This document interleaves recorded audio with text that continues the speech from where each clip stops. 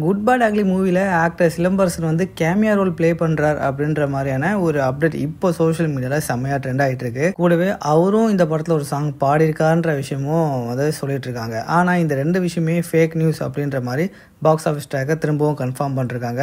So இந்த good bad ugly மூவியில் வந்து பார்த்தீங்கன்னா எஸ்டிஆர் கேமியா ரோல் ப்ளே பண்ணல, அவர் எந்த சாங்கும் பாடல. தற்போதைக்கு டிஆர் மட்டும் ஒரு சாங் பாடியிருக்கார் அப்படின்ற நியூஸை மட்டும் அவங்க கன்ஃபார்ம் பண்ணிருக்காங்க. ஸோ இன்னொரு பக்கம் குட் பேட் அக்லி மூவியை பொறுத்த வரைக்கும் இது ஒரு பேன் இந்தியா ரிலீஸாக தான் இருக்க போகுது. இந்த படத்தோட ரிலீஸ்க்கு அப்புறம் தமிழ்நாடு இல்லாமல் இந்தியாவில் இருக்கிற அதர் ஸ்டேட்ஸில் இருக்கிற நிறைய மக்களுக்கு தலை அஜித்தை தெரிய வரும். அந்த அளவுக்கு இந்த படத்தோட அவுட்கம் சூப்பராக இருக்கு அப்படின்ற மாதிரி சொல்லியிருக்காங்க. இன்னொரு பக்கம் ஃபர்ஸ்ட் சிங்கிளுக்காக வெயிட் பண்ணுறோம். ஸோ ஜிவி பிரகாஷ் அவரோட பெஸ்ட்டை கொடுத்துருக்காரு அப்படின்ற மாதிரி சொல்லியிருக்காரு. அடுத்து ஜெயிலர் 2 ஷூட்டிங் நாளைக்கு ஆரம்பிக்கிறோன்றத அஃபிஷியலாக ப்ரொடக்ஷன் டீம்லேருந்து ஒரு போஸ்டர் ரிலீஸ் பண்ணி கன்ஃபார்ம் பண்ணிருக்காங்க. அது மட்டும் இல்லாமல் மொத்தமாக 14 நாட்கள் வந்து சென்னையில் ஷூட் பண்ணுறாங்க லைவ் லொக்கேஷனில். சிவகார்த்திகனோட அடுத்த படமான பராசக்தி அந்த படத்தோட ஷூட்டிங்கும் நாளைக்கு தான் ஆரம்பிக்கிறாங்க. ஆனால் ஸ்ரீலங்காவில் ஆரம்பிக்கிறாங்க. டீம் ஆல்ரெடி அங்கே போயாச்சு.